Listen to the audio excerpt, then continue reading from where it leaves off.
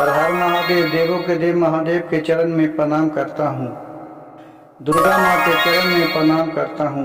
सरस्वती माँ के चरण में प्रणाम करता हूँ। गणेश भगवान के चरण में प्रणाम करता हूँ। गुरु भाई गुरु बहनों के चरणों में प्रणाम करता हूँ। गुरु भाई गुरु बहन, कहानी बहुत ही सुंदर और इस कहानी से बहुत कुछ सीखने को मिलेगा, इसलिए कहानी को कृपया ध्यान पूर्वक और अंत तक सुनिएगा। कहानी को बीच में छोड़ देने से आपका पूरा कहानी का निष्कर्ष समझ में नहीं आता है, इसलिए कहानी को अंत तक सुनिए और इससे कुछ लाभ उठाइए। एक गांव में एक किसान के लड़का रहते थे।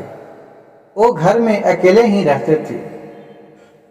वो दिन रात सोचते रहते थे कि कौन सा काम करूं कि जिससे हमको ढेर सारी पैसा हो और सुखी संपन्न से रह सकूं।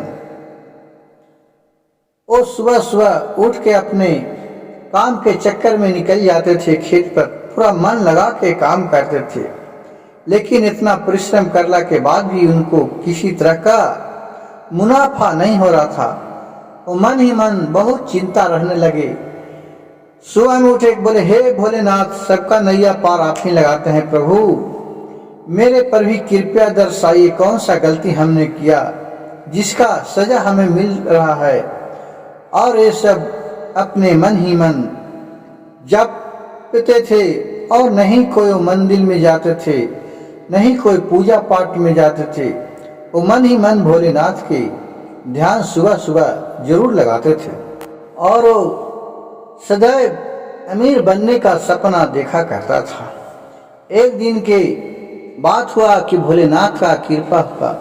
सोचा कि अब इस गांव में नहीं रहें, अब चलते हैं शहर में, कुछ अच्छा नौकरी करेंगे और बड़ा आदमी बनेंगे।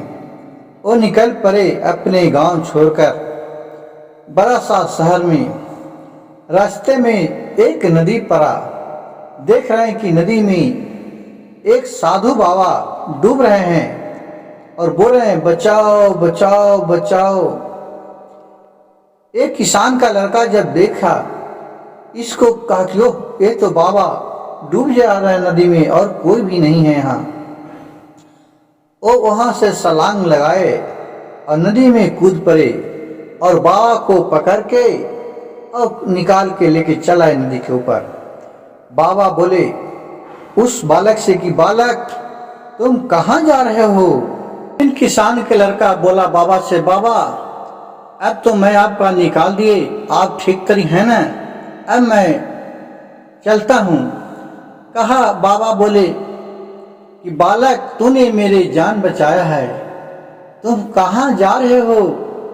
बोले बाबा, मैं एक गरीब किसान का लड़का हूँ, मैं गांव में दुख मजूरी करता हूँ, जिससे हमें भर पेट खाने के लिए भी नहीं होता है। मैं इसीलिए मैं बाहर जा रहा हूँ को शहर में अच्छा नौकरी करने के लिए, कि जिससे मैं बड़ा आदमी बन सकूं और 2 सांझ का भोजन अच्छा तरीके खा सकूं। बाबा ने बोले, बच्चे, तूने तो मेरे जान बचाया, लेकिन तूने कौन सा काम करता है कि जिससे तुम्हें अभी तक सफलता नहीं मिला है कोई भी काम में? बोला कि मैं किसान के लड़का कि मैं तो बहुत कुछ कर लेता हूं बाबा, मेरे पास बहुत तरह का विद्या है, मैं सब कुछ कर लेता हूं। बाबा बोले ठीक है जाओ, लेकिन तूने तो मेरे जान बचाया है, इसलिए तुम्हें तो मैं एक छोटा सा उपहार देना चाहता हूं। ये इस उपहार को तुम स्वीकार करना और मेरी बात को मानना।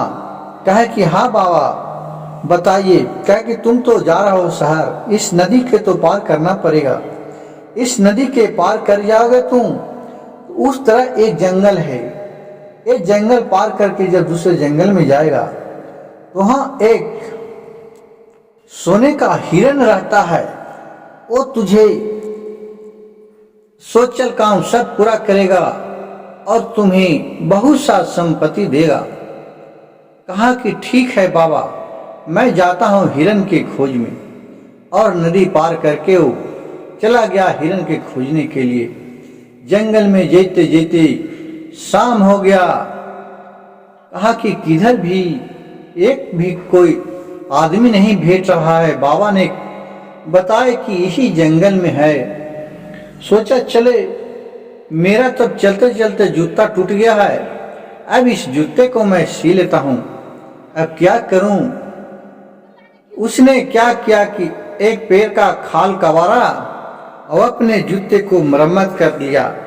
वो अपने एक थैला रखा हुआ था बगल में, उसमें से जो खाने पीने के सामान भी रखता था, जाता था कहूँ तो सब सामान लेके जब घर से जा रहा था तो चला था। उसमें से अपना सुई धागा निकाला और अपने जूते को बनाया। फिर वहां से जब आगे चला तो उसे एक आदमी जंगल में नजर आया। बोला कि भाई, यहाँ सोना का हिरन है इस जंगल में जिसे आप देखे हैं। सोना का तो हिरन नहीं देखा हूं, लेकिन तुम ये बताओ कि मैं एक गांव के किसान हूं, मेरा काम खेत में करते करते मेरा जूता टूट गया है। ये तुम जूता कहाँ से लाया है? जूता तो तुम्हारा बहुत मजबूत है, हमें भी जूता तू बना देगा? कहा कि हाँ, जूता तो मैंने खुद बनाया है, मैं आपको जूता बना के दे देता हूँ, लेकिन हमें 1 घंटा का समय दीजिए। कही कि ठीक है, तू बना दो। 1 घंटा में फिर एक जूता सीखे और वो आदमी को दे दिया। वो आदमी ने खुश होकर उसे 1000 रुपया दिया। वो कहा, इतना पैसा तो मैंने कमाया नहीं था, चलो 1000 रुपया तो कमा लिया। फिर अपना बैग में रख के फिर आगे की ओर बढ़ा। वहां जा रहा था, जीते जीते देख रहा है बहुत ठंड गिरा है, बर्दाश्त नहीं हो रहा है और मेरे पास तो स्वेटर साल भी नहीं है, अब क्या करूं। वो क्या किया कि पत्ते के तोड़ के और उसको जैकेट बनाया और वो जैकेट को पहन लिया। उससे उसको बहुत गर्म रहने लगा। फिर वहां से आगे बढ़ा सोना के हिरन खोजने के लिए। फिर वहां से आगे बढ़ा तो देख रहा कि एक आदमी है। वो आदमी से बोला, भाई तुम इसी जंगल में रहते हो क्या? बोला कि हाँ भाई, इसी जंगल में रहता हूं। बोला कि ये तो बताइए कि इस जंगल में सोना का हिरन कहाँ है? कहे कि सोना का तो हिरन हमने नहीं देखा हूं, लेकिन भाई तुम ये बताओ कि तूने जैकेट कहाँ बनाया? तुम्हारे जैकेट बहुत पसंद है, तुम कहाँ से लाया? ये बोला किसान के लड़का कि मैंने तो जैकेट को खुद ही बनाया है। बोला कि भाई हमारे लिए भी एक बना देगा, इसके बदले में तुम्हें ढेर सारी पैसा दूंगा। कहा कि हाँ बना दूंगा। फिर वहां कहा कि हमें 1 घंटा का समय चाहिए, मैं जैकेट बना दूंगा। कहा कि ठीक है। फिर उसे 1 घंटा का समय दिया। फिर पत्ता तोड़ के और जैकेट सी के उस आदमी को दे दिया। उस आदमी ने जैकेट पहना तो एकदम मुलायम लगा, बहुत अच्छा और बहुत गर्म रहने लगा। उसके बदले में उसे उस आदमी ने 4000 रुपया दिया।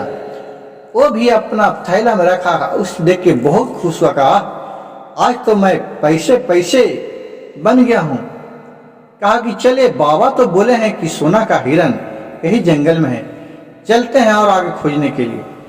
फिर वहां से आगे चले खोजने के लिए। चलते चलते मियाँ थक गया, उसको सोना का हिरन नहीं मिला। सोचे चले, बाबा लगता है हमसे झूठ बोले, क्या मिला तो नहीं अभी तक। फिर सोचा कि चलिए महादेव के ही कृपा होगा तो झूठ नहीं बोलेंगे, अब जाता हूं घर, फिर अब कुछ दिन के बाद आऊंगा तो फिर खोजूंगा। फिर वहां से ये लौट गया। फिर लौटने वक्त वही आदमी भेटा जिसको इसने जैकेट सी के दिया था। वो 2-4-10 गो आदमी के साथ भेटा। बोला, भाई तुम कहाँ चले गया था? तुम्हें हम बहुत दिन से खोज रहे थे कि तुम आएगा तो और हमारे गांव वाले के लिए जैकेट सी के दे दो। हम गांव वाले तुम्हारे जैकेट से बहुत प्रसन्न है और बहुत अच्छा लगता है और बहुत गर्म रहता है, इसके बदले में तुम्हें हम लोग ढेर सारे रुपया दूंगा। ठीक है, हमें कुछ टाइम दीजिए, 2-4 दिन के लिए। और फिर उन्होंने 4 दिन में गांव वाले को लिए बहुत सारा जैकेट सिया और उससे गांव वाले लोग खुश होके उनको चंदा करके और ढेर सारे रुपया उसको दिए। फिर वो किसान का लड़का अपने थैला में रखा और फिर वापस चला अपने घर के लिए। जब रास्ते में आ रहा था तो जो आदमी जूता बनवाया था वो भी इसको खोज रहा था कि वो जूता बना के किधर चल गया है, क्योंकि उसको गांव वाला भी उसको जूता जब देखा तो उन लोग को बहुत पसंद आया। बोला भाई हमको भी जूता ला दो। वो गांव वाला बेटा एक किसान के लड़का से बोला, हे भाई तू कहाँ चला गया था, तुमको तो खोज रहे थे। हम लोग और वही किसान हैं, खेत में काम करते करते जूता टूट जाता है, तुम अब फिर जो हमको जूता दिया उसी तरह का जूता बना के हमारे गांव वाले के लिए दे दो, तुम्हें मैं बहुत सारा पैसा दूंगा इकट्ठा करको जो तुमको मजूरी होता है। कहा ठीक है, हमें 15 दिन का टाइम दीजिए। और उसी गांव में रह के और सब खाल को कबाड़ के और जूता सब गांव वाले के लिए सी दिया। उससे गांव वाले ने इसका कला पर खुश होकर ढेर सारा पैसा इकट्ठा करके किसान के लड़का को दिया। फिर किसान के लड़का वहां से अपने घर के ओर रवाना हुए। रास्ते में ऐते तो ढेर दिन हो गया था। एक पेड़ के नीचे वो सो रहे तो सपने में वही फिर बाबा आए। बाबा से बोल रहे कि बच्चा तुम्हें सोना का हिरन मिला। तो एक किसान के लड़का बोला कि नहीं बाबा, हमें तो सोना का हिरन नहीं मिला। बाबा बोले कि तुमने जो पैसा कमाया है कोई भी काम में सफल नहीं हुआ, ये सफलता की ओर तुझे ले जाता है। ये दिल संकल्प है कि तुम सभी काम में कामयाब हो जाएगा। और ये तो सोना का हिरन है ना कि तुमको कितना माले माल आया तो खाली, और जब शहर से जा रहा है तो लाखों रुपया लेके साथ में जा रहा है, लाखों 10 लाख रुपया। कहा बाबा हाँ, ये तो बात मैंने भूल ही गया था कि मेरे तो सोना का हिरन मिल गया।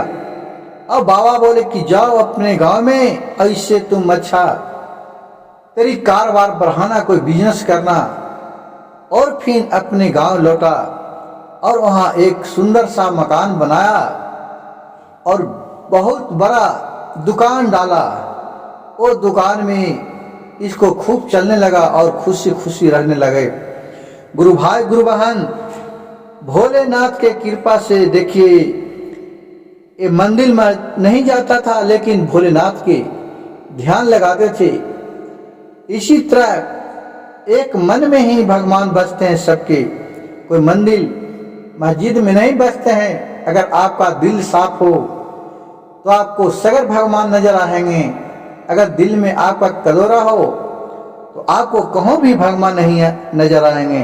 गुरु भाई गुरु बहन, इसलिए अपने दिल को साफ सुथरा रखिए, भगवान आपको सगर नजर आएंगे।